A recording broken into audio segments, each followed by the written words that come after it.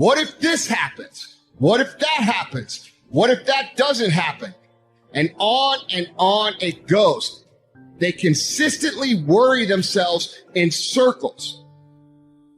If you struggle with the fear of the unknown, you cannot beat yourself up. It's a very common thing. I get it. We all get it.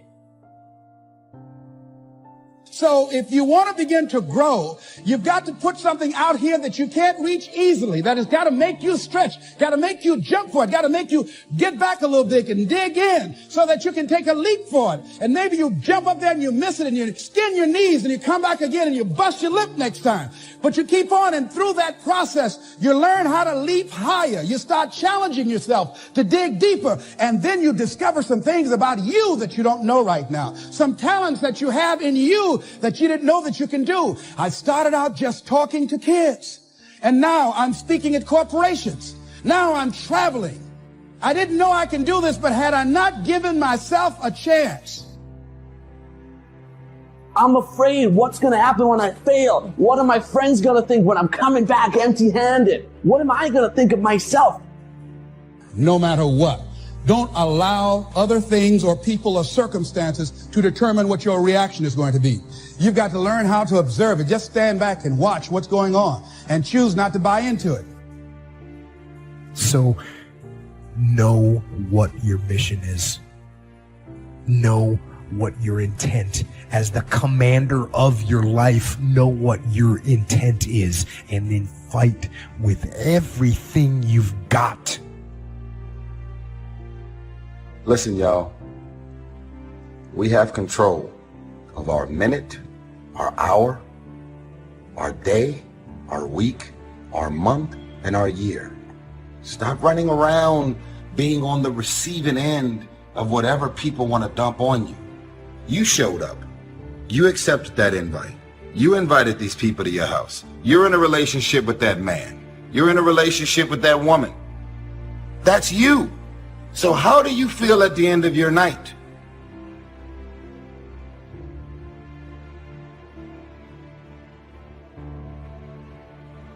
The next thing is, see yourself there. How will you feel once you get there? What will the experience be like for you? What will be different? What kind of person do you have to become in order to get there? Visualize yourself there, living the experience. You want to see yourself beyond your circumstances. You got a challenge, see yourself beyond your challenge. See yourself with the challenge already resolved. And knowing that all is well, seeing yourself in control and in charge of your destiny, being healthy and happy. I'm telling you, man, being successful is a mental condition. You can all mentally condition yourself to being successful. All you got is your mind. You're in control of it. It's times I felt like giving up. I mean, no matter who you are, if you have a goal in life, everybody has a turn back moment. Everybody has a crossroad. If you haven't been at it, it's coming. You can either decide to continue or to quit. It is important in the area of motivating yourself. It's important to know why you're doing it, because that mind will say, why bother? Why go through all this? This is too hard. No, throw in the towel. It's not worth it. Has it ever said that to you before? Here's how you can handle that. Here's how you override that. Write down 5 reasons why you deserve it. Why do you deserve what you want? Why you? Why do you deserve it? What meaning and value will it bring to your life? What's so different about you that you deserve your goal or this goal? And when you write down those 5 reasons, when you have some down moments, and you're going to have them, when that conversation starts talking to you and it's going to talk to you, what you will do is you can pull that out and read it, and it will build you up. It will be your rod and your staff to comfort you through some challenging moments, because you're going to have some. Life will knock you between the eyes, It will catch you on the blind side, come out of nowhere, stuff you can't anticipate. That will knock the wind out of you. You want to give up. That's why it's important for you to work on yourself, listening to tapes, building yourself up, talking to yourself with power, feeling, and conviction, building yourself up day in and day out. The next thing is that whatever you do, you want to develop technical mastery. You want to be the best at what you do. You want to master it. See, part of self-motivation is you've got to find something that gives you a strong sense of competence. Well, you become known for that. You develop a reputation of being good at doing that. You set some high personal standards for yourself. You're not competing with anybody else. You're just unfolding yourself to be the best person that you can be. That you want to give the best quality service that you can give, because that is a statement about who you are. The other thing that's the key to self-motivation is recognize the fact that you're going to get into some slumps. Recognize the fact that you're going to encounter a great deal of failure in life. It goes with the territory. But in the face of that, you want to be relentless. The next thing is that when you want something out of life, you've got to be willing to go into action. Don't wait around for things to be just right. Don't wait for things to be perfect.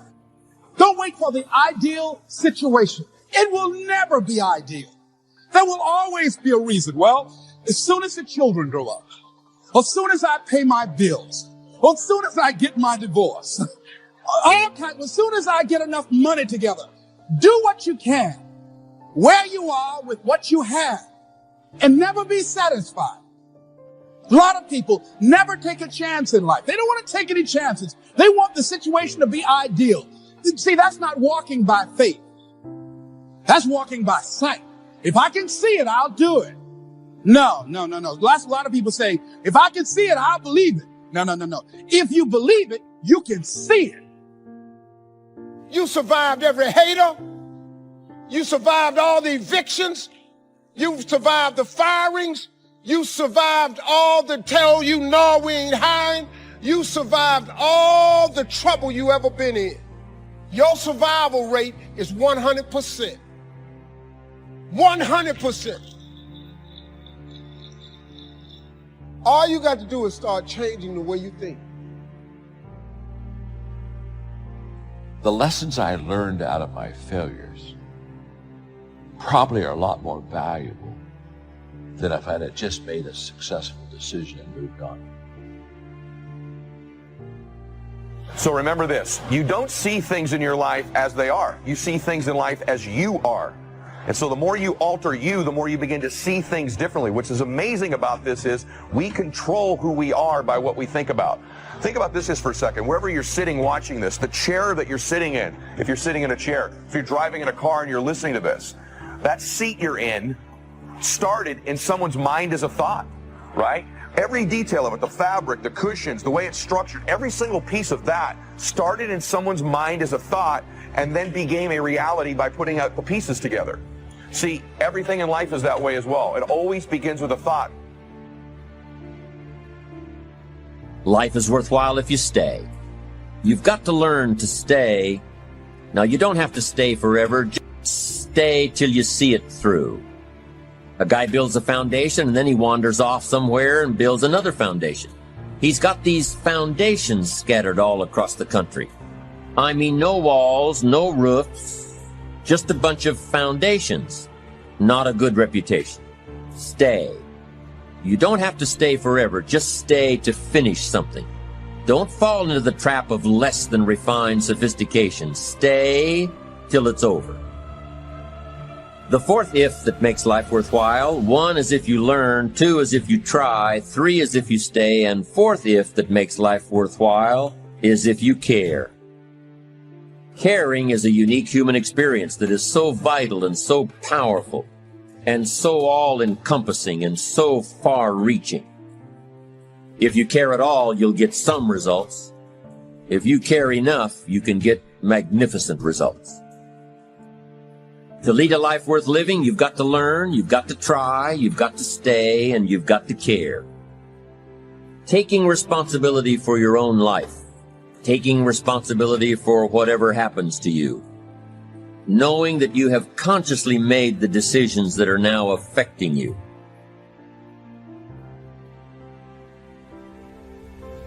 Knowing that what is happening now, today, is the direct result of your activity, what you did yesterday. Self-reliance is basically counting on yourself. Now, being self-reliant doesn't mean you can't work with others or trust others. Self-reliance means counting on yourself, trusting yourself.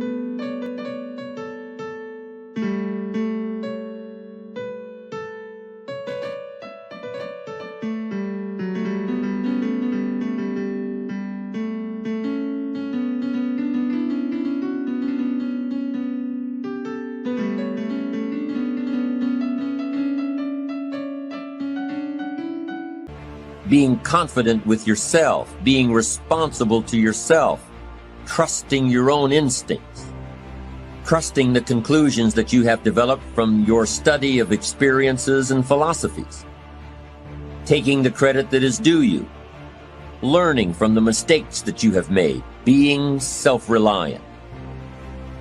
Gestalt psychologists give an example of being self-reliant. They say that you're responsible for getting caught in the rain. They say that by deciding not to carry an umbrella every day, you have made the decision to endure an occasional drenching. Translation: by not being prepared, you make the choice of getting caught in some of life's unpleasant circumstances. Be they rain, failures, economic losses, relationship losses, professional losses, personal losses. By not being prepared, thinking ahead, it's your choice. Now here's the other side of it. By being prepared, you increase your chances of success. You increase the likelihood.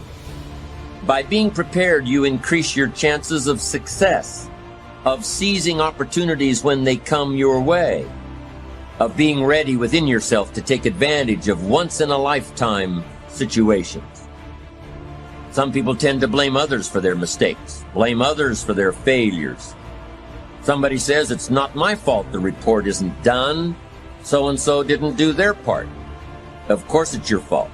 It's your report too. It's your responsibility to see that everyone you delegated work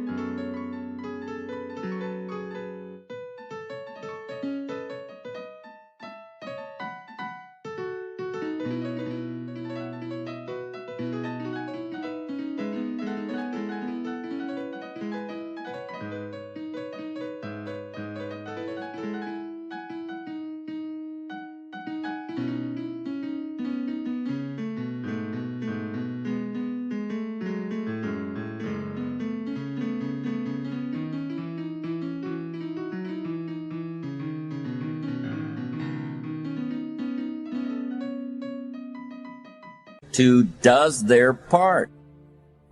Now, you can't control what others around you do, but it's in your own best self-interest, your enlightened self-interest, that you stay on top of things, especially if it's going to affect your future.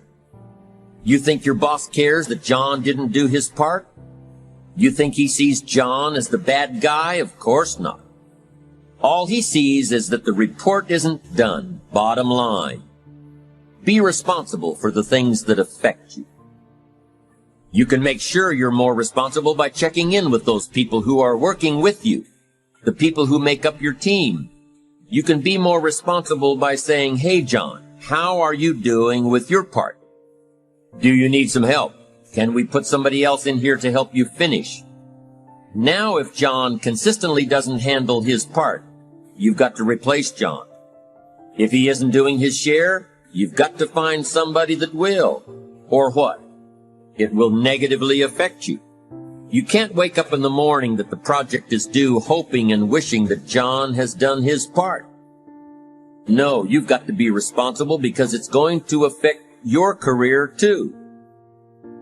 Now, my approach to my better future very early on in my career was to just go through the day with my fingers crossed. And I used to say something like, I sure hope things will change for the better. Then here's what I found out. They're not going to change. Somebody says, well then, how will my life ever change? Answer, when you change. When you change.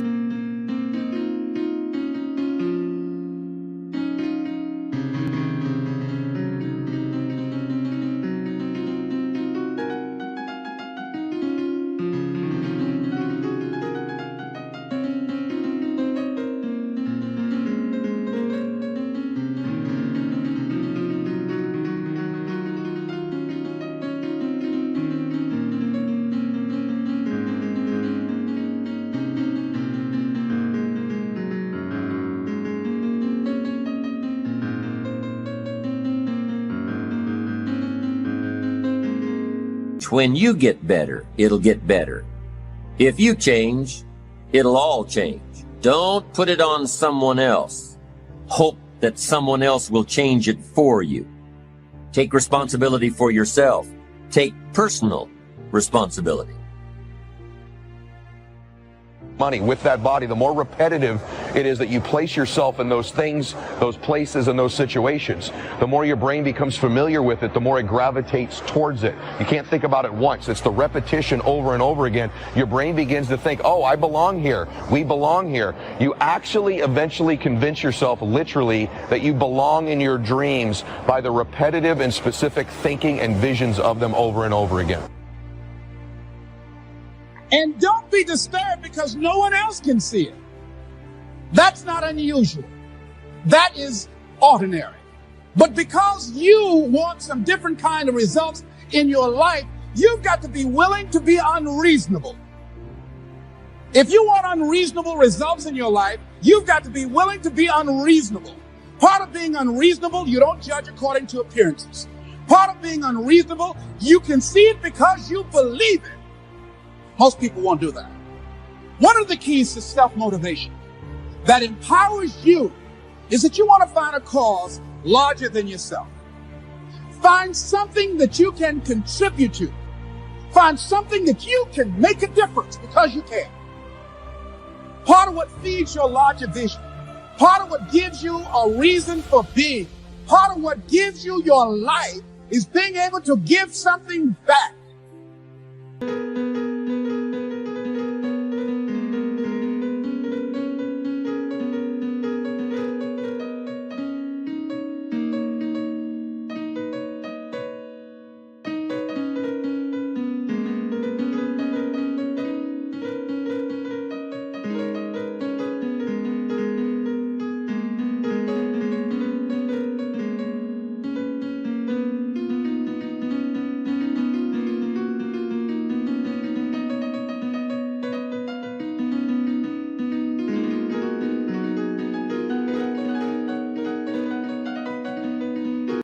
Say, I can't afford to give anything. You can't afford not to give.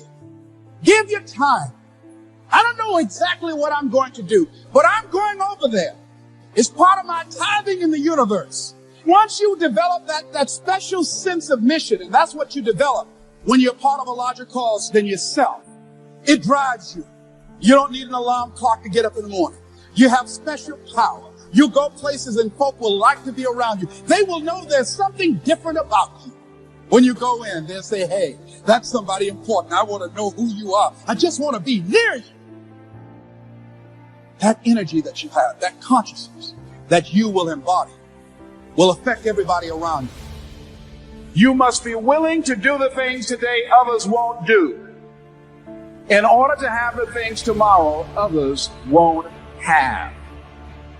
That's why the book of life said the road to life is straight and narrow, and few there be that find it, because few there be that are willing to do the things today others won't do in order to have the things tomorrow others won't have. What are the things that others won't do? Number one, make discipline a major force in your life. Socrates said the undisciplined life is an insane life. The road to life is straight and narrow because few there be that are willing to discipline themselves. Here's something else that most people won't do. Make it okay to fail. A lot of people, 85% of people, allow their fear of failure to outweigh their desire to succeed.